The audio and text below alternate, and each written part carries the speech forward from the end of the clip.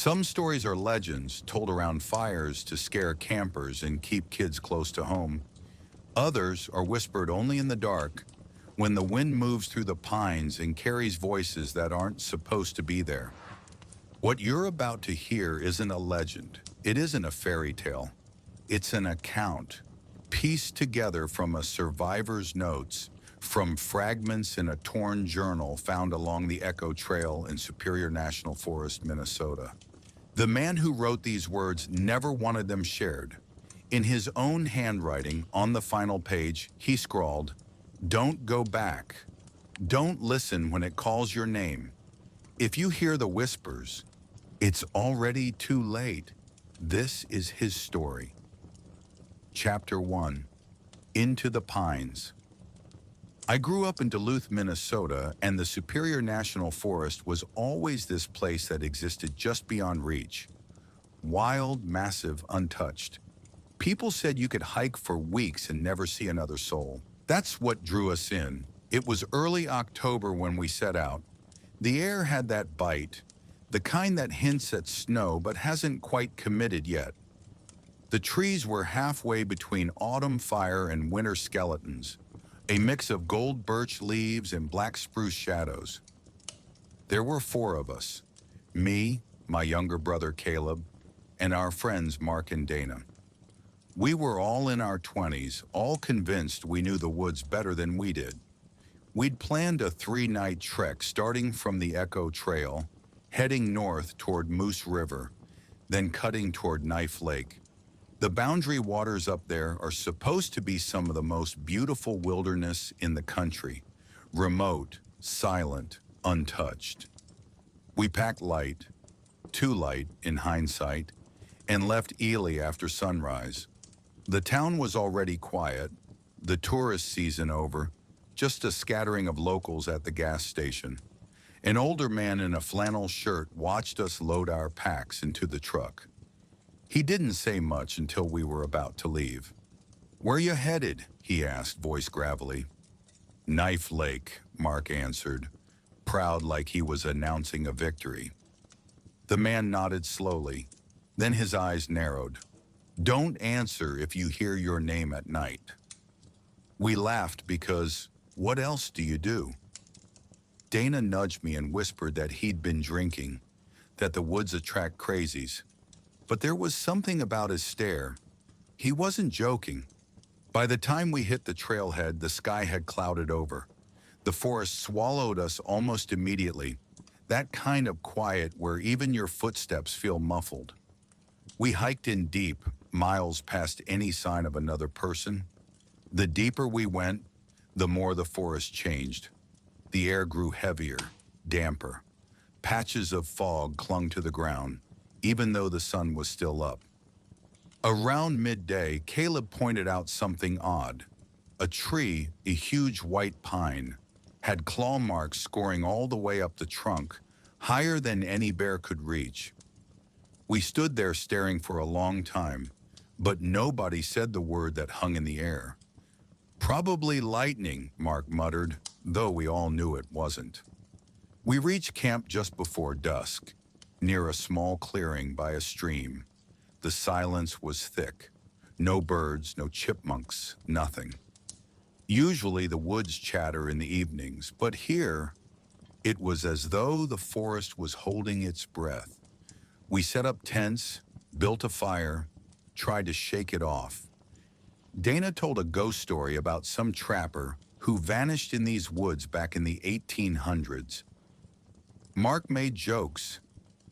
Caleb roasted marshmallows even though we were supposed to be serious hikers. For a while it felt normal.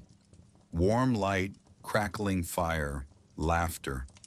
But the shadows just beyond the fire line felt too close, and every so often I caught myself glancing into the tree line, certain I'd seen something move. That night, lying in my tent, I couldn't sleep. The air outside had gone still, not even the sound of wind.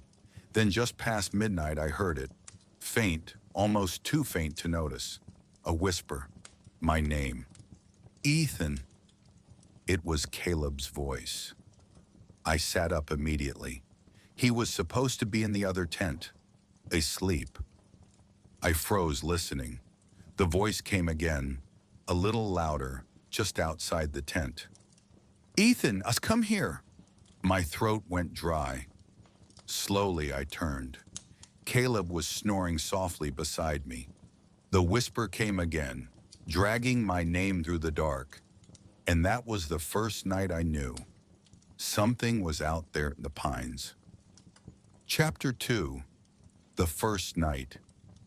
I didn't sleep after that. I couldn't. Every sound outside the tent made my chest tighten.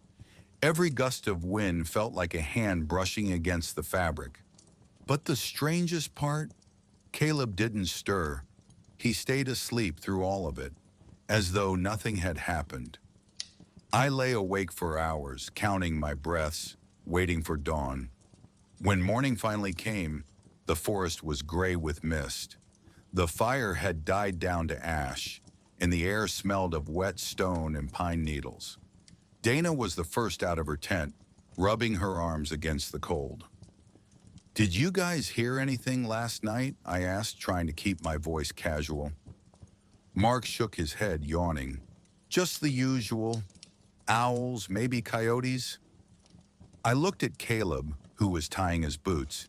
He seemed groggy, like he hadn't stirred all night.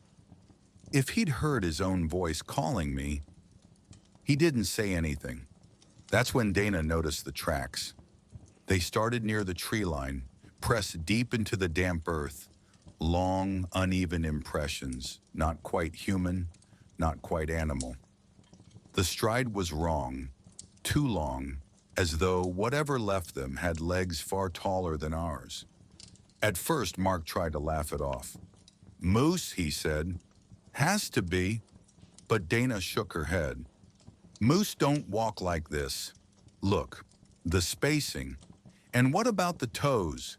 The prints weren't hooves. They were almost like human footprints, but elongated, with claw-like impressions at the tips." We followed them for a few yards before they disappeared into the underbrush. And that's when I noticed something else. The forest was silent. Not quiet, not calm. Silent. No birdsong, no insects. Just stillness.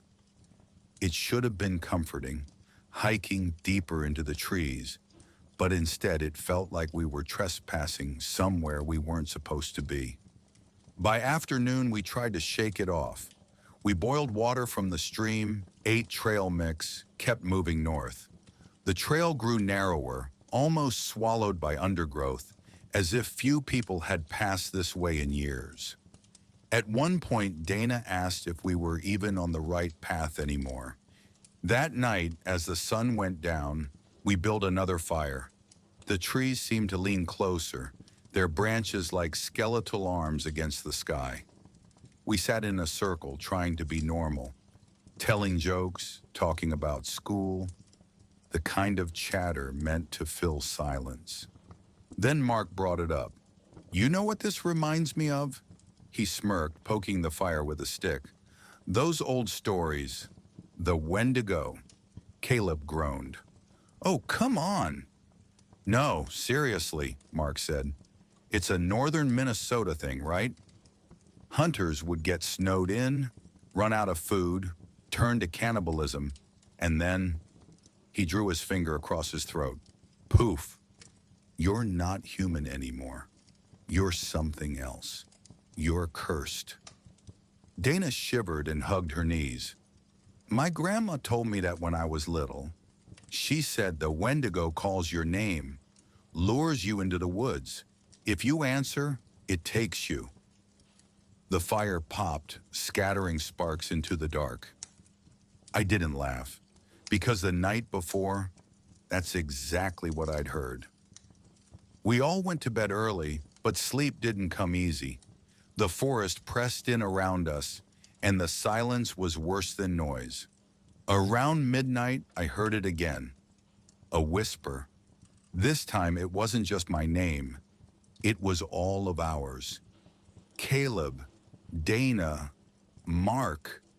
Soft, breathy, right outside the tents. I held my breath, heart hammering, waiting for one of them to stir, to react. But nobody moved. And then I realized the voice didn't sound like any of us. It was wrong. Too thin, too stretched, like someone trying to mimic what a human should sound like. The whisper circled the camp, slow, patient, and then it stopped. The next morning, when we crawled out of our tents, the tracks were back. Deeper this time, closer to where we slept. Something was watching us. Chapter 3. The Vanishing.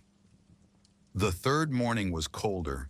My breath fogged in front of me as I crawled out of the tent, the dew on the grass already half frozen. Donna was sitting by the dead fire pit, staring into the ashes as if she hadn't slept at all. "Did you hear it too?" I asked quietly. She didn't look at me, just nodded once. Mark emerged next, bleary-eyed, stretching like he hadn't a care in the world. But I caught the way his eyes darted to the tree line. Quick, nervous, betraying more than he wanted to admit. Caleb was last out. He looked pale, sickly almost. "Dreams," he muttered. "Couldn't sleep." Something kept walking circles around the tent. Nobody laughed this time. We packed up camp faster than usual, our silence heavy, broken only by the sound of zippers and snapping branches. We decided to press on north toward Knife Lake. The map said we were only a day's hike away. If we reached the water, maybe we'd feel safer. By midday, the trail seemed to dissolve beneath us. Mark swore we were on the right path, but the markers were gone. Trees all looked the same, towering pines, endless birch, every direction swallowed by green and gray. The forest had grown stranger, colder. Every so often, we'd catch the smell of something rotten, faint but sharp, like meat gone sour. Caleb swore he saw movement ahead once, a shape darting behind the trees. But when we ran to look, nothing. By dusk, our nerves were frayed. We set up camp near a cluster of rocks, built the biggest fire we could, and sat close to the flames. None of us spoke much. It was Dana who broke the silence. "Something's following us," she whispered, staring into the fire. Nobody argued. That night, I tried to write in my notebook, but my hands shook so badly I could barely hold the pen. I started marking the time, hoping to keep my mind sharp. 1:23 a.m., snapping branches in the woods, too heavy for a deer. 2:01 a.m., whisper again, circling the tents. Can't make out words. 2:47 a.m., screaming. It started sharp, sudden, ripping through the trees like a blade. Dana's scream. I tore out of my tent, flashlight in hand. The beam cut through the mist, catching glimpses of torn branches, churned earth. Her tent was shredded open from the outside. Inside, nothing. No Dana. Caleb stumbled out beside me, shouting her name. Mark was already running toward the trees, but I grabbed his arm. "Wait! Don't!" That's when we heard it. Dana's voice calling from the woods. "Help me! Ethan, please!" The sound of it froze me in place. It was her voice, but wrong. The tone was stretched, high and thin, like someone imitating her. Mark tried to pull free. "She's out there!" "No!" I hissed, tightening my grip. "That's not her!" He stopped then, shaking, breathing hard. The voice came again, closer now. "Please, come find me." I swung my flashlight toward the sound. For a second, I thought I saw something. Tall, impossibly thin, slipping back into the shadows just beyond the trees. Eyes catching the light, glowing like wet bone. We didn't move until dawn. None of us dared. We just sat by the fire, shaking, waiting for the sun to rise. When it did, we searched. We found her pack torn open, her jacket snagged high in the branches. Too high. No footprints this time. Just the stench of decay, heavy in the air. Dana was gone, and deep down, I knew we weren't getting out of those woods the same way we came in. Chapter 4. The Hunger in the Trees. Morning after Dana vanished, none of us spoke. We didn't need to. The emptiness where her voice should have been said everything. We packed up, hands trembling, eyes darting to every shadow. The forest seemed tighter now, the trees crowding us, the canopy blotting out the sun. Even in daylight, it felt dim, the light swallowed before it touched the ground. We tried to find the trail back south, but every turn looked the same. Mark swore he recognized a ridge. Caleb argued we'd already passed it. I unfolded the map again and again, but the landmarks never matched. The forest didn't want us leaving. By noon, the smell was back. Rancid, coppery, like meat left in the sun. We covered our noses with sleeves, but it clung to us. Thick, suffocating. That's when Caleb stopped. He pointed to the ground. More tracks. The same elongated footprints, pressed deep into the mud, circling us like a predator stalking prey. We didn't follow them. We didn't have to. The thing was following us. That night, we built a fire as large as we could manage, feeding it every scrap of wood within reach. The flames threw long shadows across the clearing, shadows that seemed to bend and twitch unnaturally. We huddled close, whispering in half sentences, arguing whether to keep moving in the dark or wait for daylight. Every few minutes, something moved at the edge of the firelight. Not an animal, not a person, but taller, thinner, wrong. 12:14 a.m., snapping branches, not random, deliberate, slow. 12:36 a.m., smell grows stronger, sweet and rotten at the same time. 1:05 a.m., voice again, closer, Ethan, Mark, Caleb. It wasn't trying to lure us anymore. It was taunting us. Mark broke first. He stood, flashlight trembling in his hand. "We can't just sit here," his voice cracked. "It's hunting us. We need to move now." Before I could stop him, he stepped toward the trees. That's when the fire guttered, smoke choking the air, flames bending low as if smothered by unseen hands. In that half-dark, I saw it. Tall, emaciated, skin stretched too tight across jutting bones.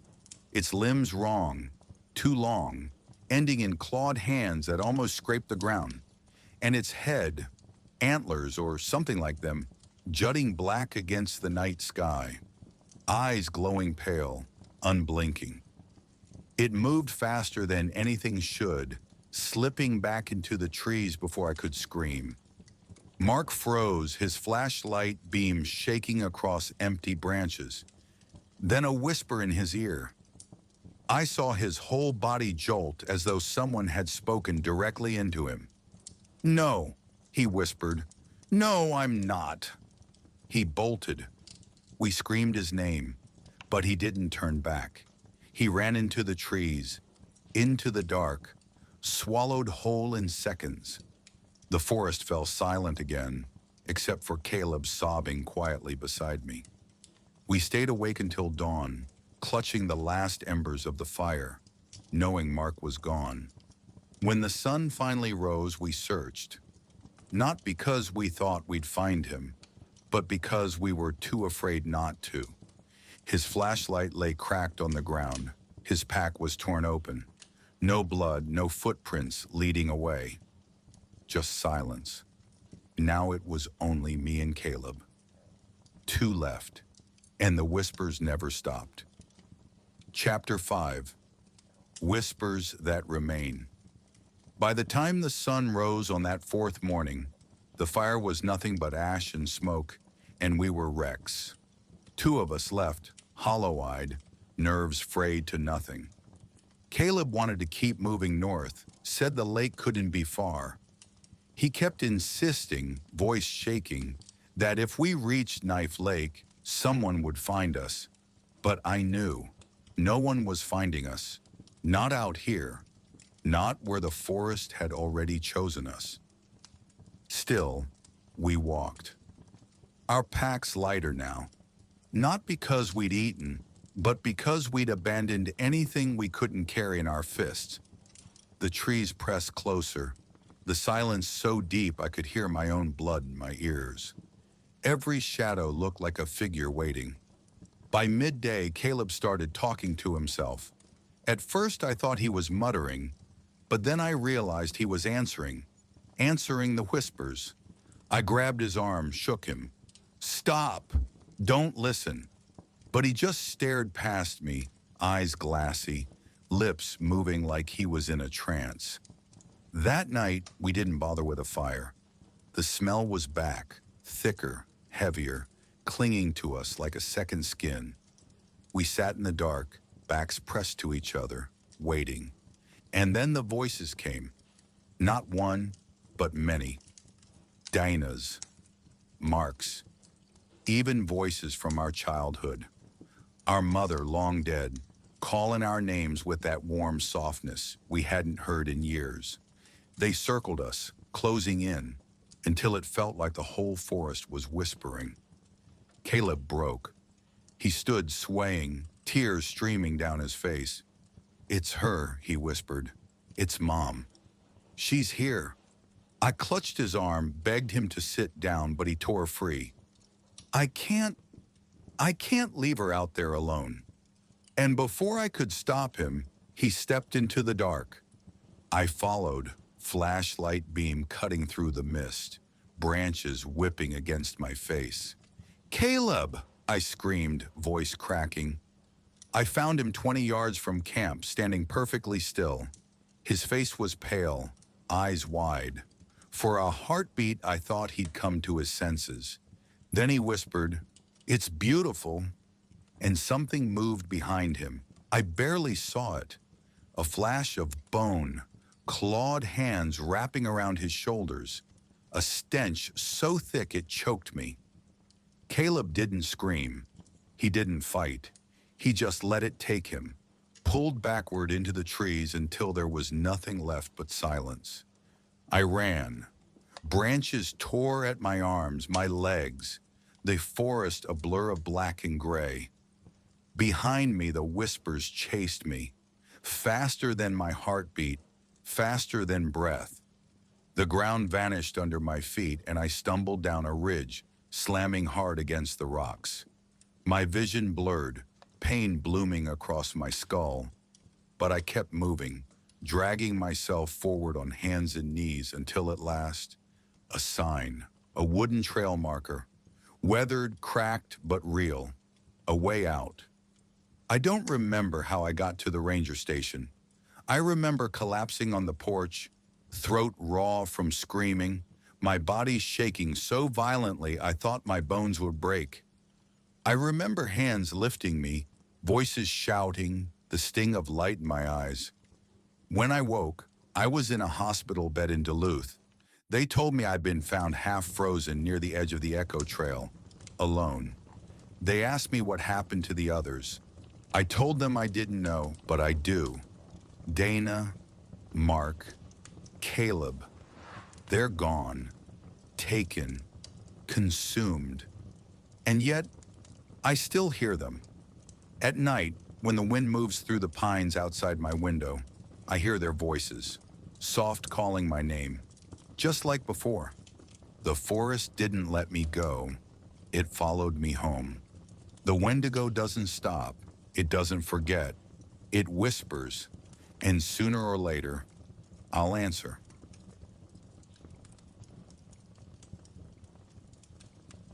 Imagine descending into an ancient abyss, where every echo whispers a forgotten secret and shadows dance with unseen entities.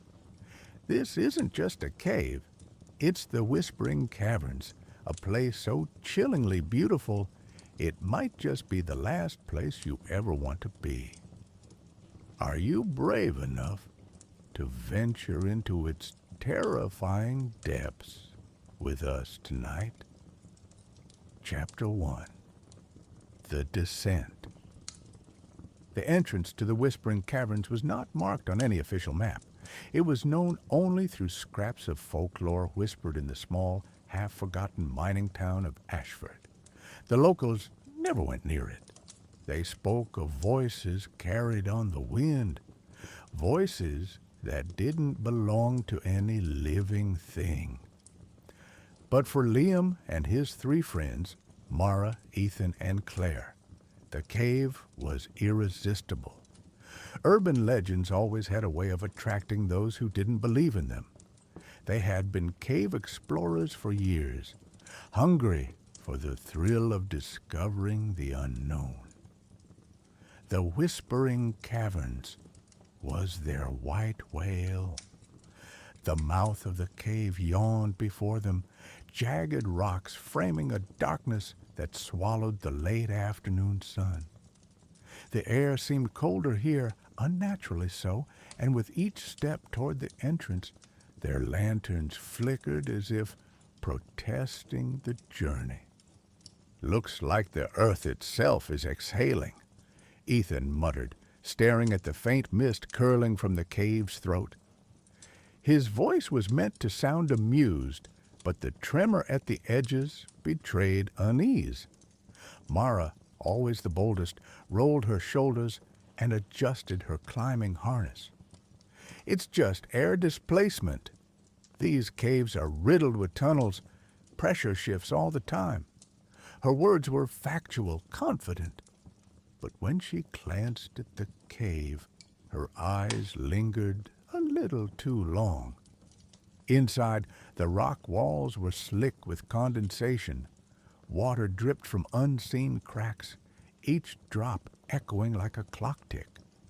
Their footsteps joined the symphony, and soon the sound of the outside world was gone.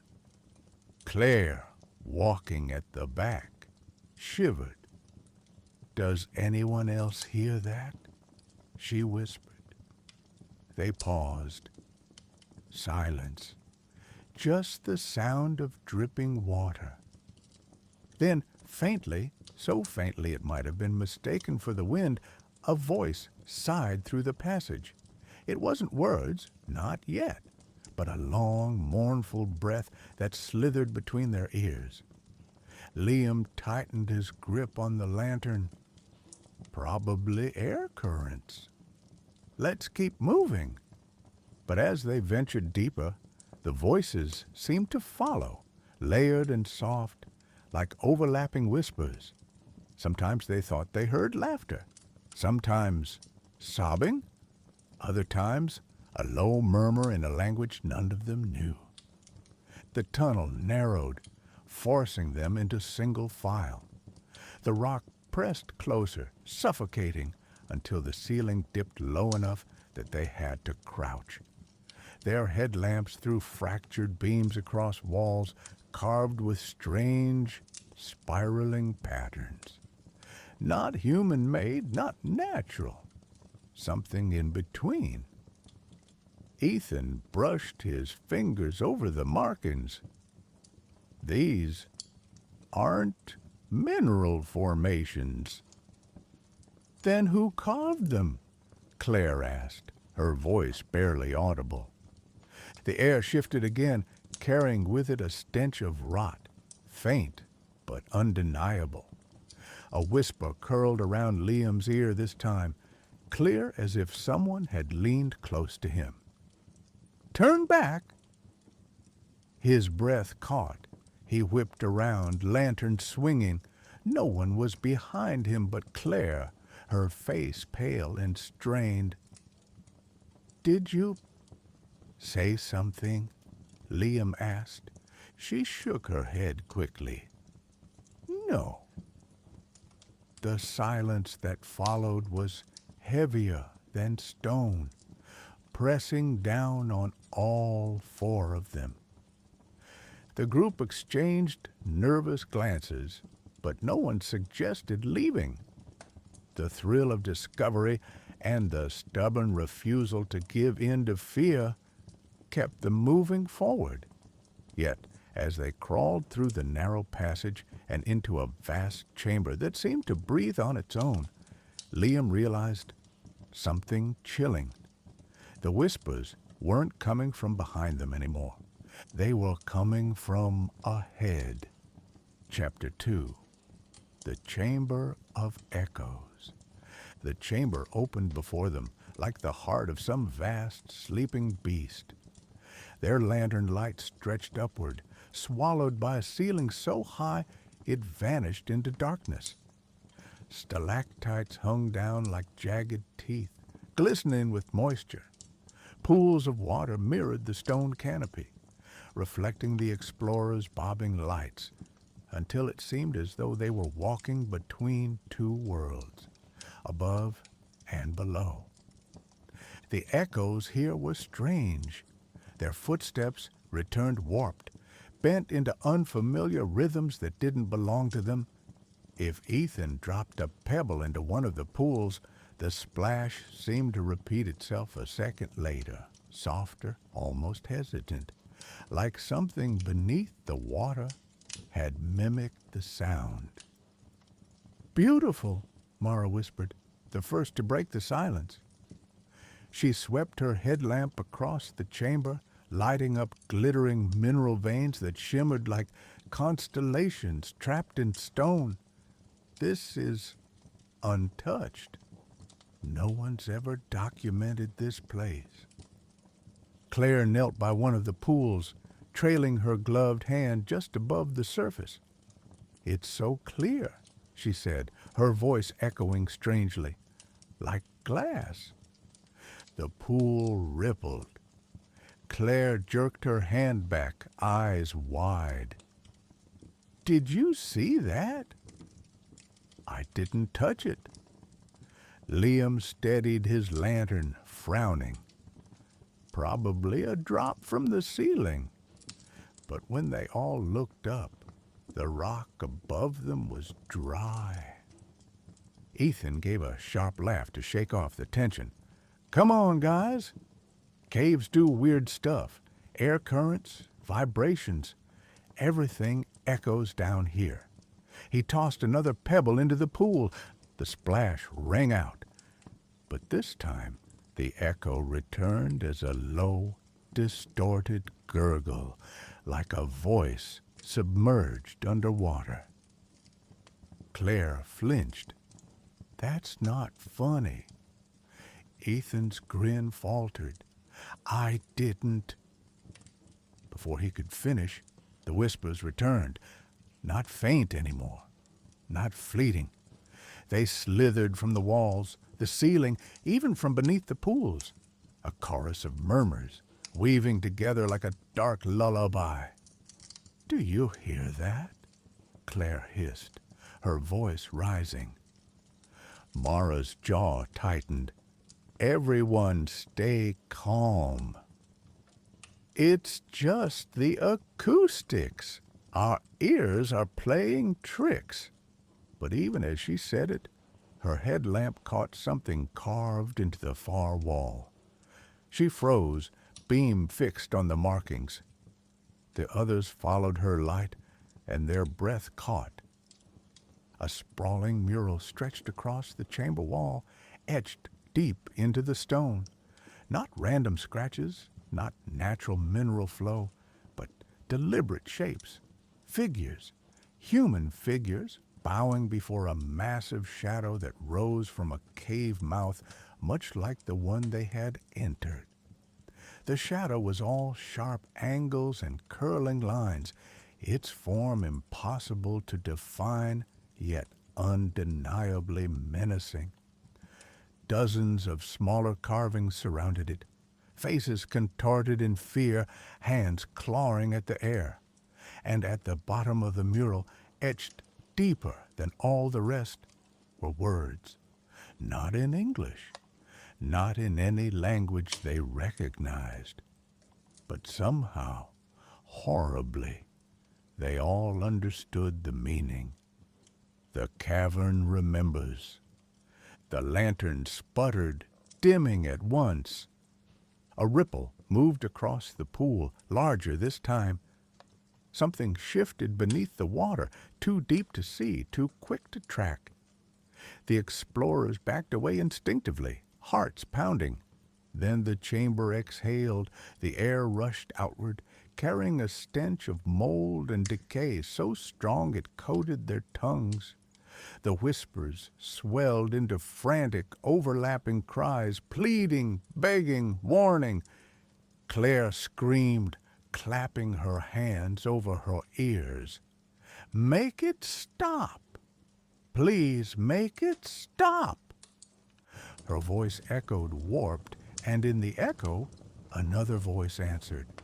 Not hers, a stranger's. A man's voice, hollow and broken. "You should not have come." The lantern in Liam's hand flickered violently and went out. Darkness collapsed over them like a shroud. For a moment, there was only breathless silence punctuated by Claire's sobbing. Then a splash, heavy, close. Something had climbed out of the pool. Liam fumbled with the lighter, panic clawing up his throat. The spark flared, catching the wick of the lantern. Dim light spilled into the chamber again, quivering across wet stone. Nothing stood there, but the water on the cave floor told another story. Footprints, slick, fresh, too large to belong to any of them, led from the pool and disappeared into the shadows beyond. Mara's voice was a ragged whisper. "It's not just the cave.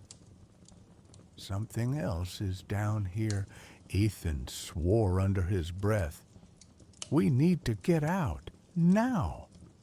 But Liam wasn't looking at the footprints. He was staring at the mural, because where once there had been dozens of faceless, bowing figures etched in stone, now there were 5, and one of them was holding a lantern. Chapter 3. The Maze Below. The footprints glistened as though freshly made, damp trails leading away from the pool and dissolving into the shadows that stretched beyond the chamber. The group stood frozen, every muscle locked, afraid that even breathing too loudly might summon whatever had left those marks. Liam's lantern quivered in his grip, its flame throwing frantic shadows across the walls. The mural loomed behind them, impossible to ignore, its figures no longer abstract symbols, but unmistakable silhouettes. Their silhouettes. Mara broke the silence first, voice taut and commanding. "We stick together. No more splitting up. No more touching anything. We move forward until we find another exit." Ethan's jaw clenched. "Forward? Are you kidding me? We should turn back." "Turn back where?" Mara snapped. "You think those footprints are headed deeper?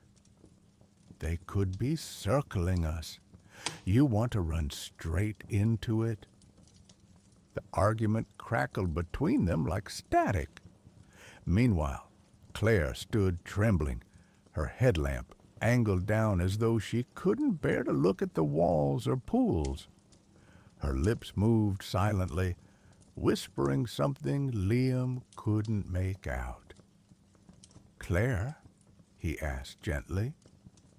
Her eyes darted up, wide and glassy. "They know our names," she whispered. The others fell silent. "Who knows?" Mara asked carefully. "The voices," Claire breathed. "They've been saying our names over and over. Haven't you heard them?" No one answered, But each of them remembered moments when the whispers had seemed sharper, closer, like a familiar tone buried under the static. Ethan exhaled sharply and rubbed his temples. We're freaking ourselves out. That's all. Caves mess with your head. Echoes twist words into sounds you think you know. That's science, not spirits. But his voice betrayed him. Too loud, too fast, like he was trying to drown out his own doubt. Mara tightened her harness and gestured ahead. We're wasting time. Let's move. The passage that funneled out of the chamber was narrow and jagged, forcing them into a single line again. The air grew heavier as they pressed forward, a damp, suffocating blanket that clung to their lungs. Their headlamps cut narrow cones through the dark, revealing veins of glittering quartz, strange fissures, and once, God help them, the pale skeleton of some small animal, its skull cracked neatly down the center as though split by careful hands. The deeper they moved, the more the tunnels seemed to bend unnaturally, folding in on themselves in impossible ways. Liam swore that they had turned left 3 times, yet somehow ended up facing the same mineral vein they had passed half an hour earlier. Impossible, Mara muttered, running her fingers along the wall. Caves don't loop like this. But they did. The cavern seemed to shift as they walked, subtly rearranging themselves. Even the echoes had changed, no longer delayed reflections of their own sounds, but overlapping with other noises, footsteps that didn't match their own pace, a low rasp of breath too loud to be air movement. At one point, Claire stopped abruptly. "Shh," she hissed. They listened. Somewhere up ahead, faint but distinct, was the sound of stone scraping against stone, slow, grinding, like something large was dragging itself through the dark. Ethan shook his head furiously. "Nope, I'm done. I'm not going any further."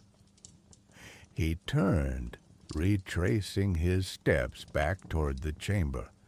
"Ethan, don't—" Mara reached for him, but he slipped into the shadows, his light vanishing around a bend. The 3 remaining explorers stood frozen. For a moment, all they heard was his retreating boots striking stone. Then, abruptly, a scream, cut off almost instantly. Liam's heart pounded. "Ethan!" He surged forward, Mara and Claire close behind. The tunnel twisted sharply, and they skidded around the corner, lantern swinging wildly. The passage was empty. Only Ethan's helmet lay on the ground, light still flickering weakly. The strap was snapped clean through. Beside it, a smear of something dark and wet dragged toward the wall, only there was no opening, no crack, nothing but solid stone. The trail simply ended. Claire's breathing broke into sobs. It took him. Oh, God, it took him. Mara grabbed her by the shoulders, shaking her gently but firmly. "Look at me. Look at me. We don't know what happened. Stay focused, Claire. If you lose it now, we're done." But Mara's hands were trembling too. They pressed on because there was no choice.